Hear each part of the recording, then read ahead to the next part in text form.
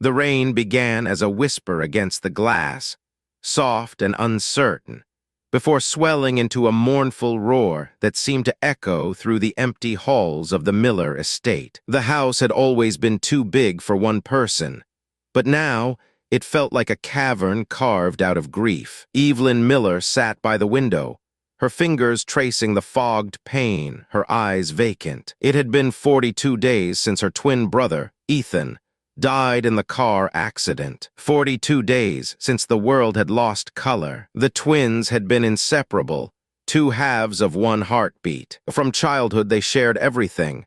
Thoughts, dreams, even pain. Their mother used to joke that if Ethan scraped his knee, Evelyn would cry first. It wasn't superstition. It was a truth she could feel deep in her bones. Now the silence left behind was deafening. The night Ethan died, she had woken up screaming, the sound of metal crunching and glass shattering echoing in her head. Her body had trembled violently. Her breath caught as though she were trapped in the wreck herself. She hadn't known what it meant then, but when the police arrived at 3:17 a.m., her soul already knew. They said Ethan's car had veered off the highway and crashed into the river. The current was strong that night, swollen by rain. They only found his body 2 days later, his face eerily peaceful, as if asleep. But Evelyn couldn't shake the feeling that something wasn't right. Ethan had always been cautious. He never drank, never sped, and yet, according to the report, his blood alcohol level was twice the legal limit. It didn't make sense. Ethan didn't even drink. The first sign came a week after the funeral. Evelyn was sorting through Ethan's things, each object a small shard of memory. His watch, his notebooks, his old camera, the one they used to sneak into their father's study to photograph everything forbidden. She plugged in his phone to charge it, hoping to transfer photos before she deleted the data. The screen lit up. A new message appeared. Unknown number. You promised me, Evie. Don't forget our vow. Her heart froze. She blinked, her mind fumbling between disbelief and fear. She stared at the message, waiting for her rational mind to kick in, to explain it away as a cruel prank. But her hands shook as she typed back, "Evelyn, who is this?" The reply came instantly. "Unknown number. You know who I am." She dropped the phone. It clattered against the floor, the sound echoing through the quiet room. When she picked it up again, the screen was blank. The message was gone. For days, she tried to convince herself it was nothing. Maybe someone hacked his account. Maybe her mind, strained by grief, was playing tricks on her. But then came the dreams. Every night, she found herself back at the old pier, their secret place as children. The wind always smelled of salt and rust. Ethan would stand at the edge, facing the dark water, whispering something she could never hear. When she tried to reach him,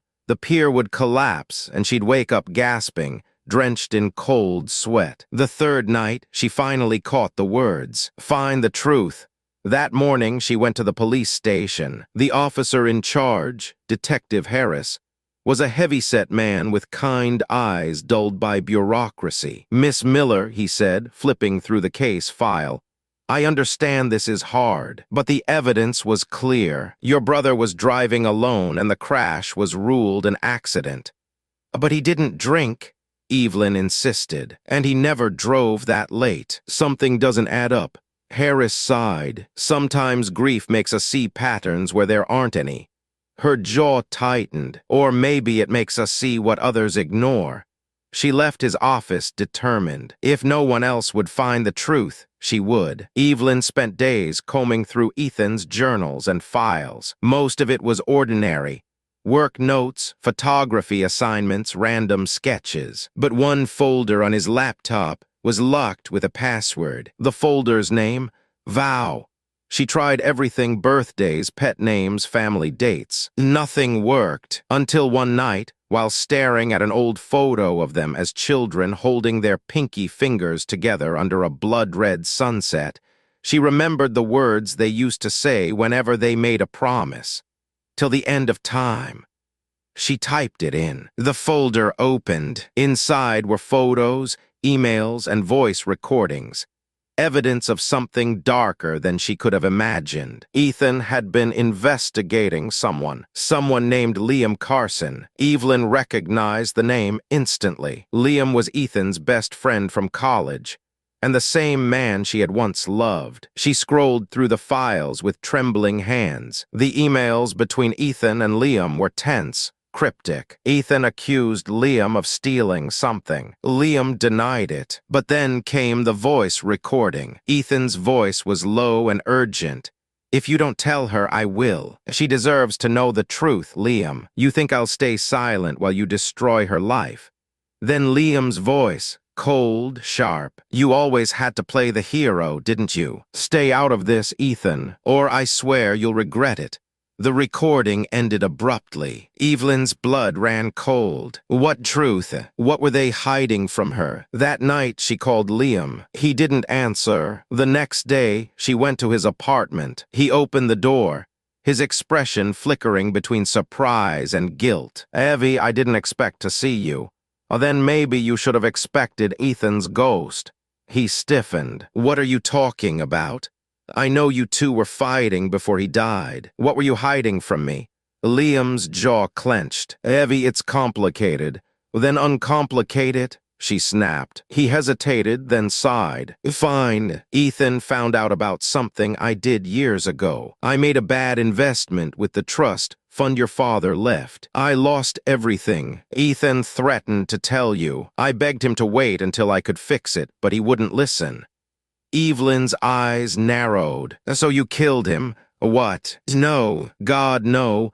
"Then explain why his car went off the road after threatening you." He stepped closer, his voice trembling. "I didn't touch him, but someone else might have." "Who?" He hesitated again. "Your father's partner, Richard Hale. Ethan told me he found evidence that Richard was laundering money through your family's charity. He planned to confront him the night he died." Evelyn staggered back. "Richard, he was like an uncle to us." "Exactly," Liam said. "That's why Ethan kept it secret. He wanted proof before involving you."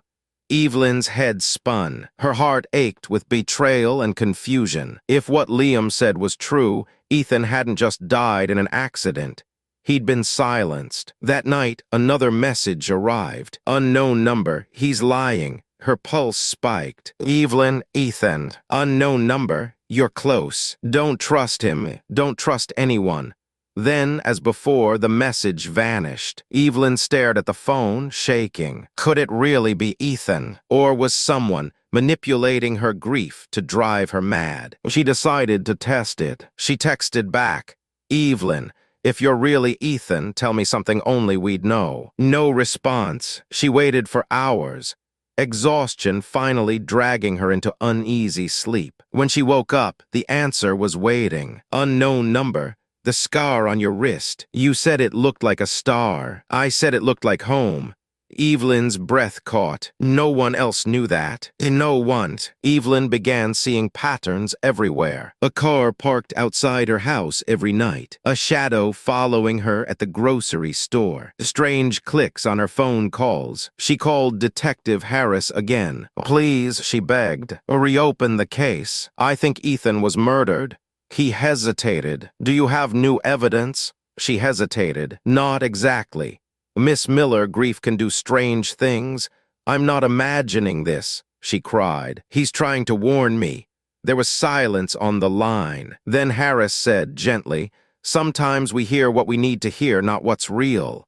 She hung up. If no one would help her, she'd do it herself. Evelyn broke into Richard Hale's office 2 nights later. Her hands trembled as she searched through the drawers. She found tax documents, charity receipts, and then taped under the desk a small USB drive. She pocketed it and hurried home. When she opened it, her screen filled with spreadsheets and offshore accounts linked to the family foundation. It was exactly what Ethan had been investigating, and one transfer caught her eye.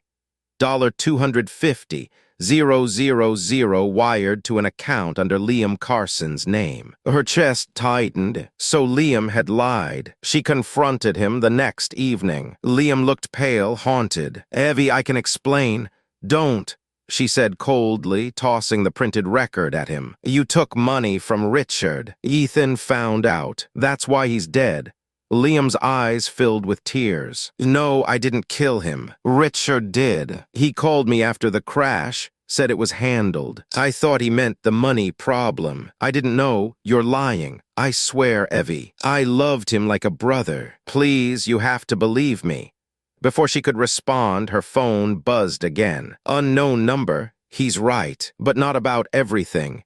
Evelyn's hands trembled. Who keeps messaging you? Liam asked. She didn't answer. Evie? She looked up slowly, her voice hollow. Ethan. Liam took a step back. You need help. But Evelyn's eyes were cold. No, Liam. I need justice. Evelyn arranged a meeting with Richard Hale, pretending to know nothing. They met at his country estate, the same place he and her father had built their empire. Evelyn, Richard said warmly, pouring her a drink. You look pale. Are you taking care of yourself? I'm trying, she said softly. I just miss Ethan. He nodded sympathetically. We all do. She watched his reflection in the glass. He was investigating something before he died. You wouldn't know anything about that, would you? He stiffened. Investigating? About what? You tell me. He set the glass down. Evelyn, grief makes us imagine all sorts of things. You need rest, not suspicion. I found your offshore accounts, she said quietly. The foundation funds, the transfer to Liam. His smile faded. Ethan was right, she continued. You killed him, he sighed. Such a shame. You're as clever as your brother.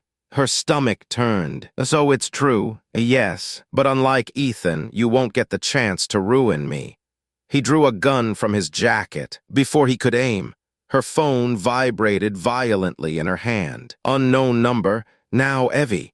She ducked instinctively as the gun fired. The bullet shattered the window. She kicked the table toward him, the glass of wine spilling across the carpet. He stumbled. She grabbed a heavy vase and struck him across the head. He collapsed, groaning. Breathing hard, Evelyn dialed Detective Harris. I have your murderer, she said through tears. Come quickly. Hours later, as police swarmed the mansion, Evelyn sat on the front steps, wrapped in a blanket. The dawn was breaking, painting the sky in shades of violet and gold. Detective Harris approached. We found enough evidence to convict Hale. You did well, Miss Miller. She nodded weakly. It wasn't just me. He frowned. What do you mean? She smiled faintly. My brother helped. He gave her a sympathetic look, assuming it was grief talking. When he walked away, she took out her phone. A final message waited for her. Unknown number. It's over now, Evie. I can rest. Her eyes filled with tears. Evelyn, I miss you. Unknown number. I'll always be here. You made me proud. The message disappeared. The number no longer existed. She looked up at the rising sun, warmth brushing her face. For the first time since Ethan's death, she felt peace. But deep in her heart, she knew the vow they made as children had held true, till the end of time. End of story. If you loved this story and want more thrilling tales of love, betrayal, and mystery that keep your heart racing till the final word, subscribe now and never miss the next mind-blowing story.